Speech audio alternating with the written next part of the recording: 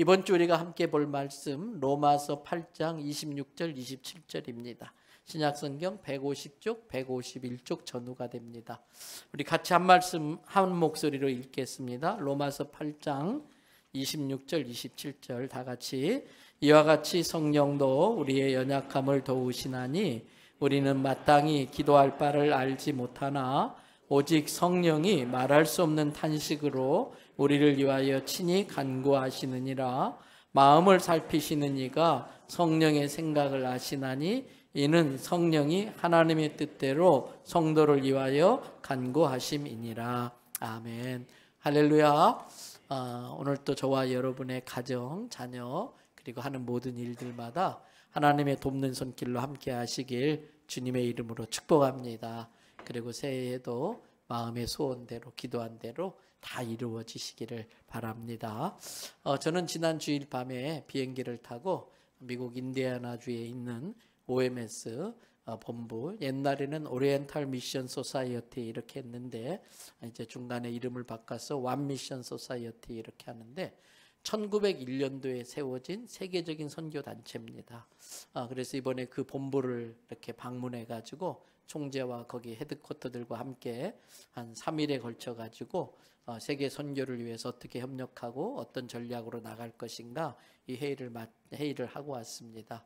그리고 지난 금요일에 이제 다시 비행기를 타고 16시간 동안 날아와서 어제 저녁에 한국에 부산에 다시 돌아왔습니다. 지금은 미국 시간이 새벽 한밤중이라 오늘 또 제가 정신을 바짝 차리고 말씀을 전해야 중간에 실수를 하지 않을 것 같아요.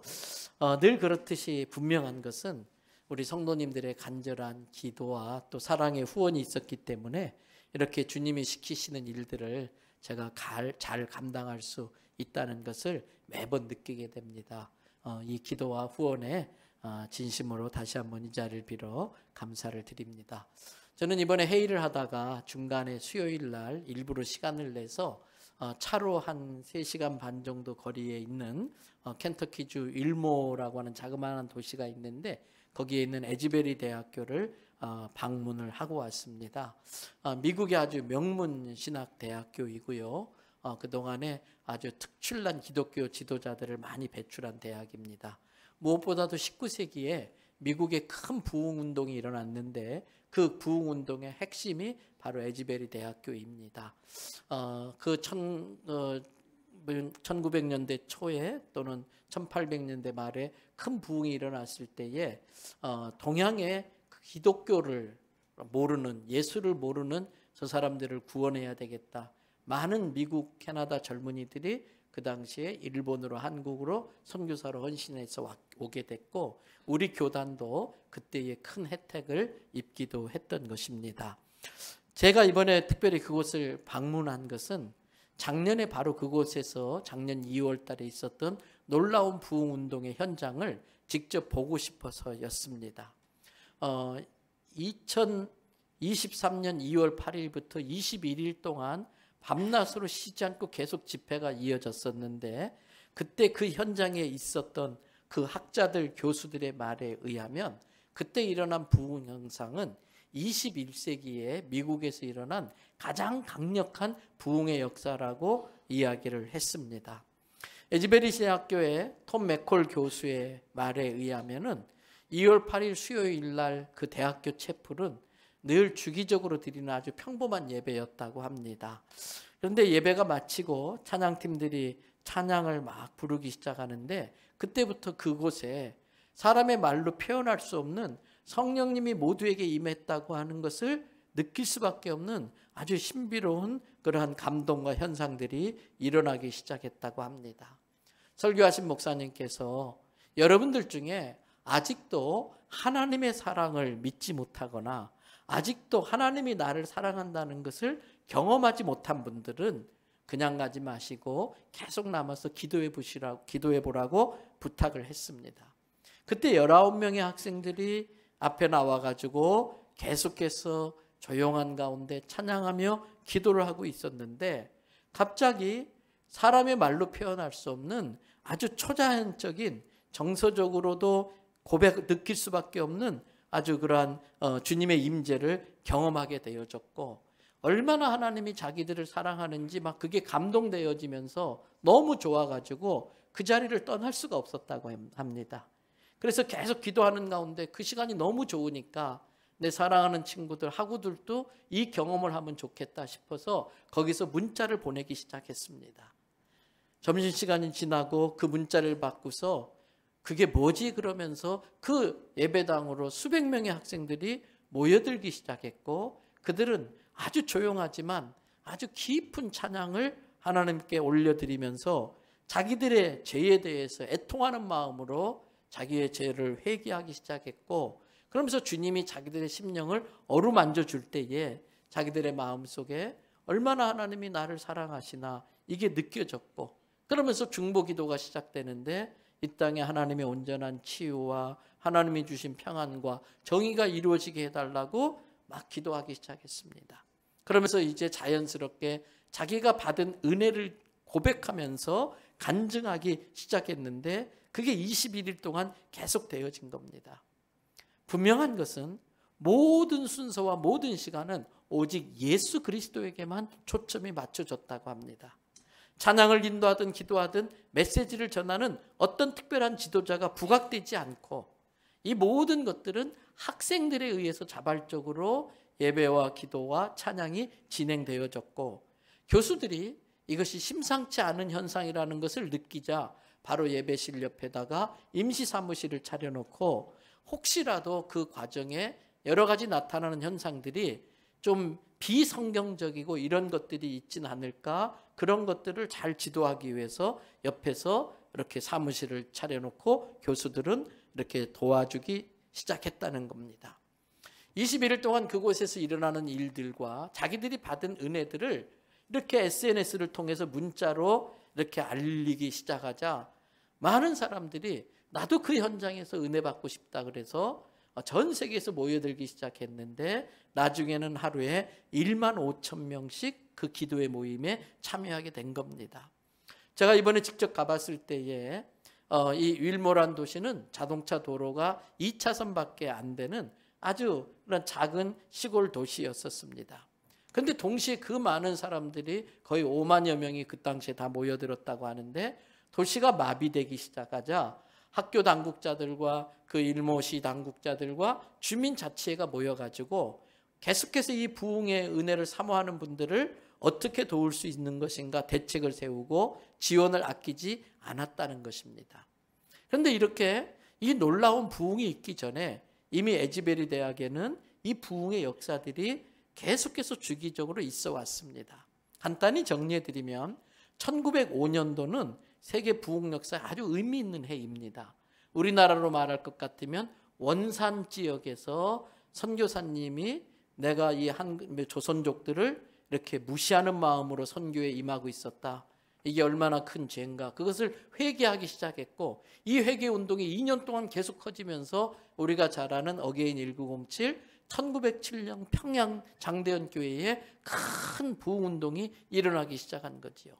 그 당시에 막 도둑질했던 사람들이 이렇게 와서 막 하고 그래서 그 당시 소문에 범인을 잡으려면 그 교회로 다 가야 한다 할 정도로. 그런데 바로 이 에즈베리 대학교도 1905년 2월 달에 남자 기숙사에 머물던 학생 한 명이 회개의 기도를 하기 시작하면서 부흥운동이 일어나기 시작했습니다. 그리고 3년 뒤 1908년 2월 채플 예배 시간에 또 예배가 마치고 회개 기도회가 시작되면서 2주간 연속 회개 기도를 했던 적이 있습니다. 그리고 21년 2월 달에는 주기적으로 학교 부흥회가 있는데 부흥회 마지막 날 시작된 기도회가 그 다음날 새벽 6시까지 계속 이어졌고 3일 동안 기도운동으로 지속되어졌습니다. 한국에 전쟁이 있었을 때에 1950년도에는 한 학생이 간증을 하면서 시작된 회개와 중보 기도회가 118시간 연속되면서 그때 예수님을 구주로 믿기로 결심한 사람이 5만 명에 이르렀다고 합니다. 1958년 3월에도 한 학생이 금식하면서 회개 기도하면서 그 채플에서 고백하면서 63시간의 기도 운동이 이어졌고 1970년 이게 굉장히 중요한 부흥 운동이었는데 1970년 2월 3일 채플에서는 설교자가 설교를 마치고 오늘 여러분들이 은혜 받았으면 나와서 간증해 주시기 바랍니다. 그러면서 그 받은 은혜를 간증하기 위해서 줄을 서서 기다렸고 그 간증은 114시간으로 이어졌다는 것입니다. 그러면서 이때에 은혜 받았던 아이들이 지역교회에 흩어져서 2천여 명의 학생들이 교회들마다 다니면서 받은 은혜를 간증하면서 미국의 1970년대에 큰 부흥운동이 일어납니다.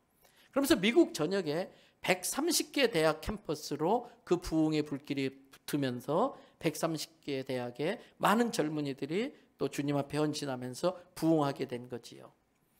1992년도에는 해마다 해오던 그 성결 집회에서 한 학생이 또다시 회개 기도하면서 그걸 간증하면서 127시간의 찬양과 기도가 이어졌었고 2006년 2월에서는 한 학생이 이제 자연스럽게 찬양하면서 예배를 시작하게 됐는데 그 예배가 4일 동안 연속해서 계속해서 기도와 찬양으로 이어진 적이 있었습니다.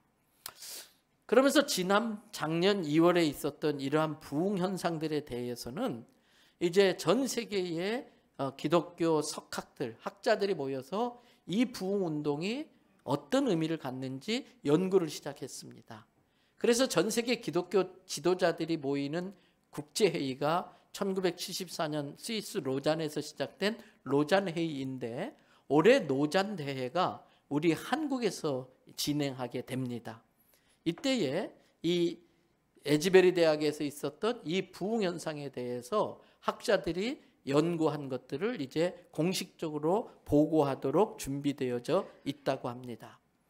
특별히 에즈베리 대학교에서 왜 이러한 하나님의 임재하시는 하나님의 능력이 나타나는 축복이 계속해서 주기적으로 반복되고 있을까? 학자들이 연구했을 때에 거기에는 그럴 만한 이유가 있었습니다.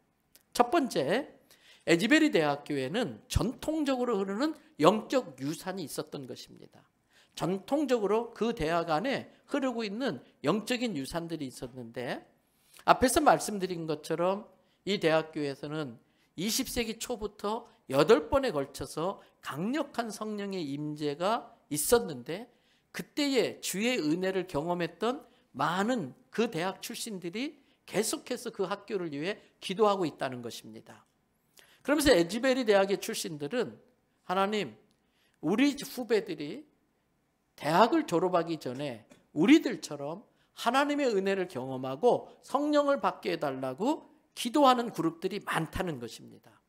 특별히 1970년에 130개 대학으로 퍼져나갔던 그때 기도운동에 참석 경험했던 사람들이 이제는 교수가 되고 목회자가 되고 선교사가 되어서 모교를 위해서 지속적으로 지금도 기도하고 있다는 것입니다. 그 대학교에 흐르고 있는 이러한 영적인 흐름 때문에 이번에도 놀라운 부흥이 일어났다는 거예요. 두 번째 이유가 있었습니다. 현재 에즈베리 대학교를 이끌어가고 있는 총장님을 비롯해서 모든 교수들, 모든 직원들의 기도 때문에 그렇다는 겁니다. 이 대학 안에는 하나님의 은혜를 사모하고 이곳에서 기독교의 부흥이 일어나고 그리스도의 제자로 세워지게 해달라고 기도하는 사람들이 유달리 많다는 겁니다. 그 대학교의 교육학 교수인 바바라 해밀턴 교수는 수년 전부터 자기 학교 교수들과 직원들과 학생들에게 이 에즈베리 대학에 하나님의 놀라운 은혜와 부흥이 또 일어나게 해달라고 여러분 우리 같이 기도합시다. 기도 요청하는 메일을 주기적으로 계속 보내고 있다는 겁니다. 그 해밀턴 교수만 외에도 많은 아주 영향력 있는 교수들이 학생들을 모아놓고 그 대학 안에 하나님의 은혜가 임하게 해달라고 기도하는 기도 그룹들이 여기저기 수도 없이 많다는 것입니다. 특별히 말레이시아 신학교에서 교수로 있었던 홍투로우라고 하는 박사는 안식년을 맞이해서 1년 동안 에즈베리 대학교에 와 있게 되었는데 그때의 그 학교에서 일어나고 있는 부흥과 놀라운 하나님의 은혜에 매료되어서 자기는 모든 걸 포기하고 지금도 그 에즈베리 대학교에 머물면서 교수들과 그 지역 주민들을 모아가지고 하나님의 부흥이 이곳에 임하게 해달라고 계속 기도해 왔던 것으로 유명했었습니다. 현재 그 학교를 이끌어가는 리더들의 그 영성이 그 사모하는 마음이 오늘의 에즈베리의 놀라운 부흥운동을 일으킬 수 있었다는 거예요. 세 번째 이유 중에 하나가 그 대학에 있는 지역의 교회들과 그 지역 성도들의 기도라는 겁니다. 에즈베리 대학교가 위치한 켄터키주 일모어라는 이 도시는 지역 주민 90%가 다 예수님을 믿는 사람들이라는 거예요. 지역 전체 90%가. 이들은 이 대학에서 일어나는 부흥을 직접 곁에서 목격한 부흥의 역사의 증인들입니다. 그래서 지역 주민들도 기도할 때마다 하나님, 다시 이곳에 하나님의 놀라운 은혜와 부흥의 역사가 일어나게 해달라고 계속해서 기도해 왔다는 겁니다. 이번에도 이 일모 지역의 인구가 6천 명밖에 되지 않기 때문에 식당도 부족하고 호텔도 숙소도 여의치 않았음에도 불구하고 외부에서 온 5만여 명의 손님들을 먹이고 재우는데 이 지역교회 성도들이 수고를 아끼지 않았다는 거예요. 더 강력한 하나님의 임재를 사모하면서 그 방문객들을 도왔다는 겁니다. 여러분, 학자들은 이 작년 2월에 있었던 이 부흥 현상이 21세기 미국이 경험한 가장 강력한 하나님의 역사로 받아들이고 있습니다. 근데 더 놀랍고 감사한 사실은 그것이 21일로 끝나지 않았다는 거예요. 거기에 이제 학교 당국과 지역 주민들이 이제 모여서 이제 결단을 했지요. 학교의 고유의 목적은 교육이기 때문에 이 교육이 또 중단되어져서는 안 된다. 그래서 21일 만에 이제 이 집회를 중단을 선언하고, 그래도 더 사모하는 사람이 있으면 옆에 켄터키 대학교 대강당에서 매일같이 2시부터 11시까지 밤 11시까지 기도회를 이어갔고, 그때 이 부흥의 현장의 소식을 듣고 미국 전역에 있는 200여 개의 교회, 200여 대학의 리더들과 대학 캠퍼스 사역자들, 학생 대표들이 이 에즈베리 대학교에 찾아온 거예요. 그들도 그곳에서 은혜를 받고 하나님, 우리 대학교에서도 이러한 부흥이 일어나게 해달라고 흩어져 가지고 지금 미국 전역의 200개 대학에서 회개운동과 기도와 찬양과 간증과 말씀 집회가 이어져 가고 있다는 것입니다. 특별히 미국에는 바이블 벨트라는 것이 있습니다. 1900년대경에 부흥이 일어났던 그 도시들이 쫙 연결되어져 있는데 그걸 바이블 벨트라고 말합니다. 미국 동남부의 텍사스주, 그 다음에 테네시주, 엘라베마주, 그리고 루이애나주 등에 있는 기독교 명문 대학들을 중심으로 해서 지금도 강력한 성령의 나타나심이 나타나고 있다는 겁니다. 저는 이번 에즈베리 대학교의 그 부흥 역사의 현장을 방문하면서 사모하는 마음이 생겼어요. 하나님, 우리 교회와 우리 성도들과 부산에, 특별히 올해 9월 8일 날 해운대 성령 대집회를 준비하고 있는데 그곳을 계기로 해서 우리나라에도 이러한 하나님의 은혜가 임하게 해달라고 기도했습니다. 특별히 이제 다음 주 2월 마지막 주 25일부터 올해 부흥회가 준비되어지고 있습니다. 저는 이번 부흥회를 통해서 우리 교회 모든 성도들이 너무나 분명한 하나님의 살아계심과 하나님의 은혜를 체험하게 해달라고 기도하고 있습니다. 하나님이 분명히 살아계시는구나, 그 하나님이 나를 돌보고 계시는구나, 나를 향한 하나님의 놀라운 계획이 있다는 것을 개인적으로 확실히 체험하고, 그래서 든든한 믿음의 반석 위에 그 신앙이 바로 세워지게 해달라고 기도하고 있습니다. 앞에 광고에서 말씀드린 것처럼 권사님들은 괜히 권사님 직분 받은 거 아닙니다. 이제 화요일부터 부흥의 바로 전날까지 약 2주 채 안 되는 그 시간 동안 본인이 원하는 날짜, 본인이 원하는 시간에 이 본당에 와서 부흥회를 위해 기도해 주시기 바랍니다. 특별히 이번 부흥회가 하나님, 내 인생에 영적으로 또 놀라운 은혜를 체험하고 영적으로 한 단계 성숙되어지는 나를 위한 맞춤형 부흥회가 되게 해달라고 기도하시기를 바랍니다. 권사님은 말할 것도 없이 우리 젊은 청년들과 모든 성도들도 함께 사모하며 기도하셔야 됩니다. 특별히 이번 부흥회 강사는 정말 모시기 어려운 충신교회 원로 목사님이신 박종순 목사님을 모셨어요. 이분은 곧 90이 다 되시는 분입니다. 제가 대연교회 부임하고 이제 언덕바지 그 교회에서 그걸 다 정리하고 삼각교회로 내려올 때에 모셨던 강사님이세요. 그 당시에는 그런 규모의 교회는 참 모시기가 힘든 분인데 저희 부친과 개인적인 친분이 있어서 부탁을 해서 들어주셨지요. 제 마음속에 이런 한국교회의 큰 그 믿음의 그 거장들이 이제 살 날이 얼마 남지 않으셨는데 하나님이 데려가기 전에 빨리 모셔야겠다. 그래서 작년에 일부러 찾아뵙고 부탁을 드렸더니 일정들을 다 조정해 주가지고 하셔가지고 오시기로 했어요. 여러분, 그분을 통해서 하나님께서 우리에게 놀라운 은혜를 베풀어 주실 줄로 믿습니다. 이번 부흥의 영적인 눈이 열리시기를 바랍니다. 그래서 하늘의 비밀을 깨닫고 하나님의 뜻을 발견하고 그것을 나의 사명과 새로운 비전으로 품고 헌신할 수 있기를 바랍니다. 저는 저의 간절한 기도와 간구를 하나님이 들어주실 줄 믿습니다. 지금 우리는 성령 시대를 살고 있습니다. 여러분, 신앙생활은 영적인 일입니다.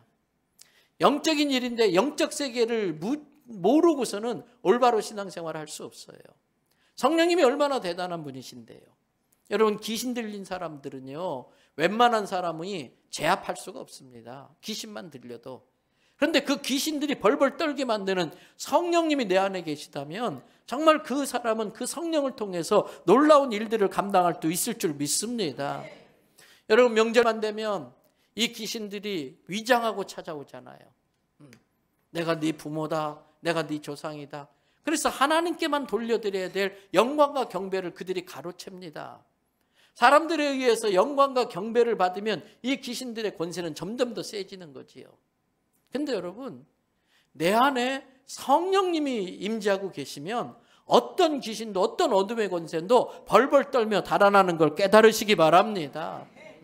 내 안에 더 악한 영보다 강력한 성령님이 안 계시면 악한 영의 놀이터가 될 수 있지만 내 안에 그보다 훨씬 더 강한 성령님이 계시면 그런 어둠의 권세들을 두려워할 필요가 없는 것입니다.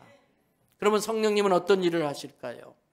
첫째, 성령님은 우리를 구원의 진리 가운데로 인도하십니다. 어디로 인도하신다고요? 구원의 진리.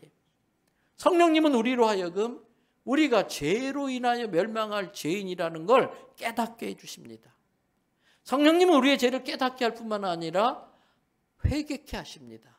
내가 하는 회개가 아니라 성령님의 수준에서 성령님이 회개케 하는 그 회개를 하게 하십니다. 또 성령님은 우리로 하여금 예수님만이 내 인생의 유일한 해답이고 예수님만이 나를 구원할 수 있는 유일한 구세주이심을 믿을 수 있게 도와주십니다. 그 성령님은 예수님을 나의 구주로 고백할 수 있게 해주십니다. 여러분, 고린도전서 12장 3절 말씀 다 같이 한 목소리로 읽도록 하겠습니다. 그러므로 내가 너희에게 알리노니 하나님의 영으로 말하는 자는 누구든지 예수를 저주할 자라 하지 아니하고 또 성령으로 아니하고는 누구든지 예수를 주시라 할 수 없느니라 했습니다. 성령이 아니면 예수를 주라고 고백할 수 없다는 거예요. 그러면 여쭙겠습니다. 여러분, 진심으로 내가 죄인임을 깨닫고 내 죄를 회개하셨습니까? 내가 예수님께 고백한 모든 죄는 예수님이 대신해서 지시고 십자가에 죽으셨고 그로 말미암아 나의 과거, 현재, 심지어 미래의 죄까지도 용서된다는 걸 믿으십니까? 예수님이 나의 죄 때문에 죽으셨지만 죽음의 권세에 영원한 패배자로 남아있지 않고 부활의 능력을 가지고 생명의 주관자이시기 때문에 부활의 능력으로 죽은 지 사흘 만에 부활하신 걸 믿으십니까?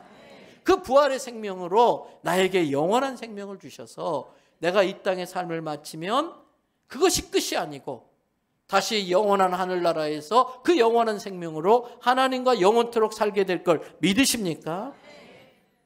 육신을 입고 사는 동안 그 예수님을 내 인생의 구주로 내 삶의 주인으로 영접하셨습니까? 여러분, 그것은 여러분 안에 성령님이 계시다는 증거입니다. 성령님이 우리로 하여금 구원의 진리로 인도하십니다. 성령님이 두 번째 하시는 일이 있습니다. 구원받은 성도이지만 육신을 입고 살아가는 동안에는 나의 연약함이 있습니다. 죄의 유혹이 있습니다. 또 어려운 삶의 환경이 있습니다. 그래서 늘 제가 세 가지 승리를 이야기 드리고 있습니다. 나의 연약함과 죄성으로부터의 승리, 사단의 유혹과 협박으로부터의 승리, 나를 좌절시키는 삶의 어려운 환경과 미성숙해서 함부로 내 인생에 들어와서 나를 힘들게 만드는 그 사람들로부터의 승리. 그런데 이것은 내 의지로 되는 게 아닙니다. 내가 노력한다고 되는 게 아닙니다. 눈에 보이는 것은 눈에 보이지 않는 것의 영향력 아래에 있는 것입니다. 때문에 우리가 눈에 보이지 않는 영적 세계에서 성령의 능력을 힘입을 때만이 우리는 승리하는 삶을 살 수 있을 줄 믿습니다. 특별히 성령님이 하시는 중요한 일들 중에 하나가 나로 하여금 내 성품을 예수 그리스도 닮게 한다는 것입니다. 그래서 우리 속에 있는 많은 부정적인 것들을 성령의 능력으로 극복하면서 내가 사랑과 희락과 화평과 자비와 인내와 양선과 충성과 온유와 절제의 열매를 맺도록 도우시는 분이 성령님이에요. 그렇게 열매를 맺어가는 과정을 우리는 성화되어져 간다 그래요. 특별히 우리 교단은 성결교단이죠. 성도로서 하나님의 영광을 위해서 성결한 삶을 살도록 도우시는 분이 성령님이시라는 거예요. 또 성령님이 우리 가운데 어떤 도움을 주십니까? 앞에서 성령님은 구원의 진리로 인도한다고 했는데 그와 비슷하지만 또 다른 것, 육신을 입고 사는 동안 이 세상에서 이것이 진짜인지 가짜인지 무엇이 옳고 그른지를 깨우칠 수 있도록 삶의 지혜 가운데로 이끄시는 분이십니다. 요한복음 16장 13절 말씀을 보겠습니다. 요한복음 16장 13절 다 같이 읽습니다. 그러나 진리의 성령이 오시면 그가 너희를 모든 진리 가운데로 인도하시리니 그가 스스로 말하지 않고 오직 들은 것을 말하며 장래일을 너희에게 알리시리라. 장래일을 알려준다 그러니까 이번에 네 아들 동쪽에 있는 대학 가야 붙느니라. 이건 점치는 거고, 장래일을 말한다는 건 네가 지금 그렇게 육체 가운데 세상 가운데 살다 보면 너의 미래가 어떻게 될 건지를 알려주시는 거예요. 경고하시는 거예요. 그리고 네가 힘들고 어렵지만 믿음으로 말씀 붙들고 승리하며 살아갈 때에 우리의 앞날이 얼마나 귀한 것으로 예비되어 있는지를 미리 알게 해주시는 게 장래일을 말하는 거예요. 육신을 입고 사는 동안엔 우리는 지혜가 필요합니다. 왜? 마귀가 교활하기 때문에, 우리를 속이기 때문에. 또 삶에 많은 어려운 것들이 있는데 그걸 이기어 감당하기 위해서는 그때마다 성령님의 인도하심이 필요합니다. 깨우쳐 주시는 지혜가 필요합니다. 바로 성령님이 그런 걸 하게 하는 겁니다. 그러면서 성령님은 또 어떤 것을 하실까? 여러분, 앞에서 말씀드린 것처럼 눈에 보이는 것은 눈에 보이지 않는 것에 영향을 받습니다. 눈에 보이지 않는 사랑이 세상을 다스리는 겁니다. 눈에 보이지 않는 미움이 내 인생을 망치는 겁니다. 때문에 성령님은 이 눈에 보이지 않는 영적 세계에서 승리할 수 있도록 우리를 도우시는 분입니다. 우리가 성령으로 충만한 사람이 되어서 성령의 능력과 지혜로 살아갈 때에 우리는 승리하며 살 수 있는 것입니다. 사도행전 1장 8절 다 외우실 것입니다. 다 같이 함송해 봅니다. 성령이 너희에게 임하시면 너희가 권능을 받고 예루살렘과 온 유대와 사마리아와 땅끝까지 이르러 내 증인이 되리라 하시니라. 내가 언변이 좋아서 그 사람을 설득해서 예수 믿게 할 수 있는 거 아닙니다.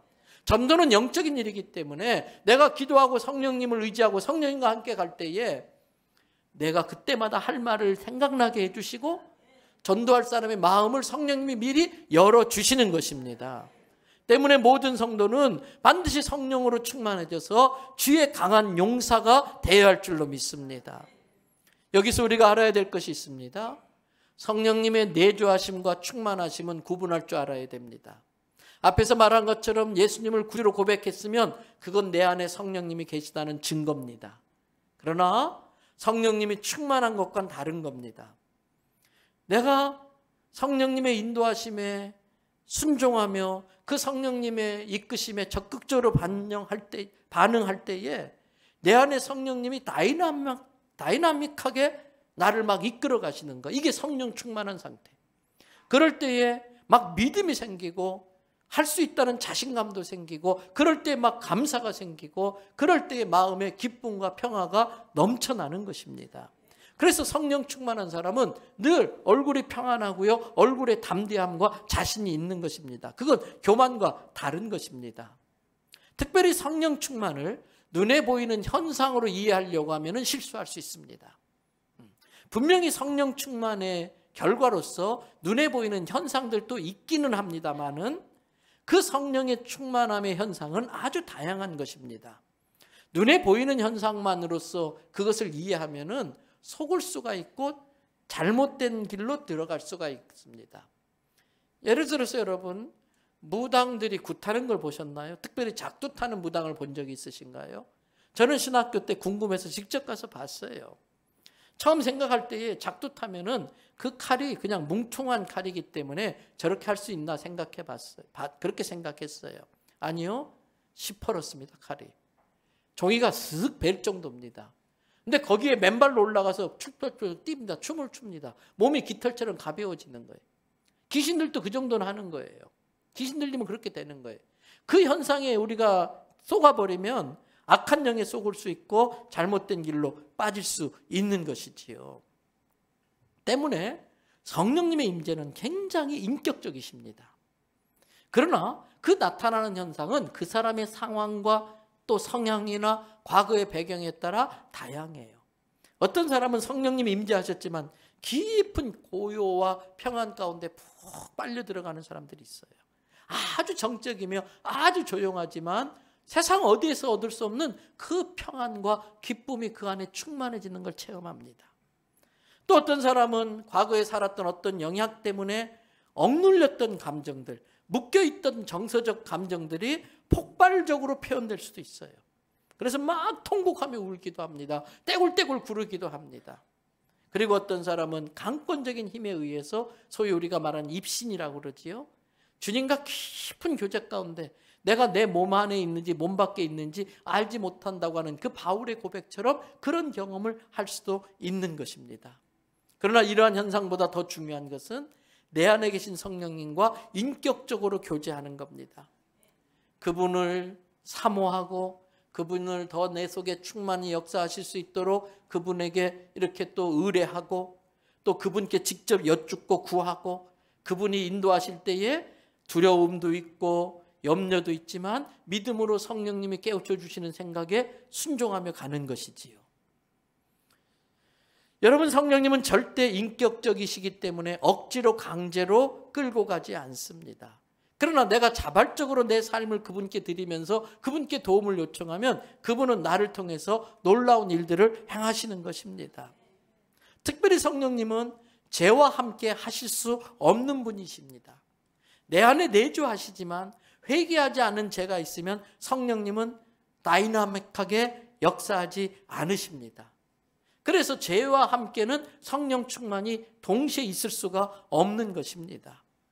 때문에 성령님이 깨우쳐주는 죄가 있을 때에 나의 의지로 나의 지식으로 내가 생각해서 회개하는 것이 아니고 성령님이 깨우쳐주는 성령의 회개케 하심을 회개할 때에 우리가 이 에즈베리 대학교나 이런 부흥에 일어났다는 부흥의 현장에서 일어나는 것들을 우리도 동일하게 경험할 수 있는 것입니다.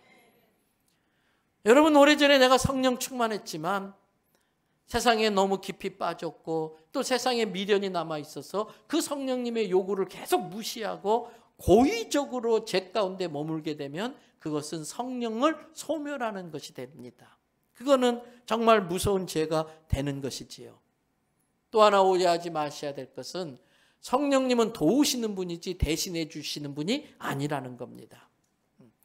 성령님은 도우시는 분이에요. 예를 들면은 내가 신앙생활을 했는데 여전히 담배를 못 끊었어요. 근데 성령께서 자꾸 깨닫게 하세요. 그거 몸에 해롭다. 나중에 너의 몸이 하나님 앞에 거룩하게 쓰임받아야 되는데 건강 상하면 안 된다. 그리고 그 담배 필 돈 한 달 값이면 북한의 아이들 10명이 먹고 살 수 있다. 더 의미 있는데 그런 돈을 써라. 이런 성령의 감동이 있을 때에 성령님 담배 끊게 해주세요. 담배는 내가 끊는 거예요. 성령님이 끊게 해주는 게 아니고 그러한 성령의 감동이 있을 때에 순종하면서 믿음으로 딱 끊으면 끊을 수 있도록 성령님이 도와주시는 거예요. 돕는 분이지 대신하는 게 아니에요. 마음이 불편한 사람이 있어요. 은혜 받는데 자꾸 그 사람과 관계 때문에 은혜의 통로가 막혀요. 용서가 필요해. 성령님 용서할 수 있게 해주세요. 이건 잘못된 기도예요. 성령님이 너도 죄인 아니냐? 너도 잘못한 게 많이 있지 않느냐? 너가 계속 그 사람과 미움의 관계에 있으면 너만 손해야. 너의 은혜의 통로가 막혀. 빨리 용서해. 그럴 때 순종해서 내가 가서 내가 용서하는 거예요. 성령님이 나로 하여금 용서할 수 있게 하는 게 아니고, 성령님이 하는 게 아니고, 내가 찾아가서 아이고 내가 생각해 보니까 나도 잘못한 게 많네요. 집사님 미안해요. 우리 같이 함께 신앙적으로 같이 좋은 친구 됩시다. 내가 가서 먼저 용서를 구하고 용서하는 거예요. 그럴 때 성령이 우리를 통해서 놀라운 일들을 행하시는 겁니다. 성령의 사람은 반드시 열매가 있습니다. 적어도 3가지 열매가 있는데 그 중에 하나가 사도행전 2장 42절이에요. 우리 같이 한번 말씀 읽어보겠습니다. 그들이 사도의 가르침을 받아 서로 교제하고 떡을 떼며 오로지 기도하기를 힘쓰니라. 말씀 그대로 놔둬보세요.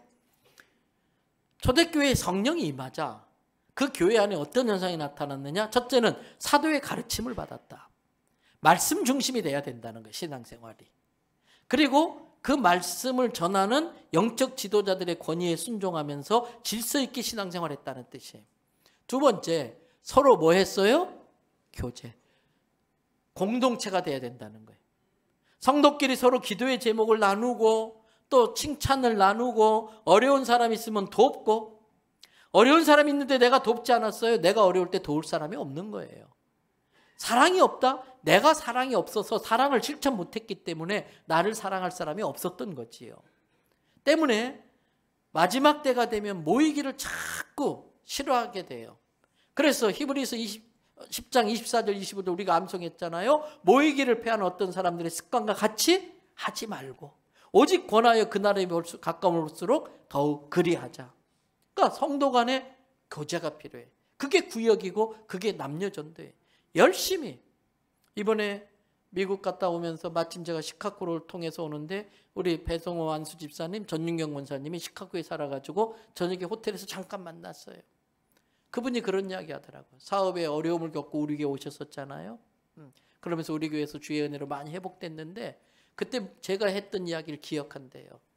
구역 예배 자기 순서 놓치지 말아라.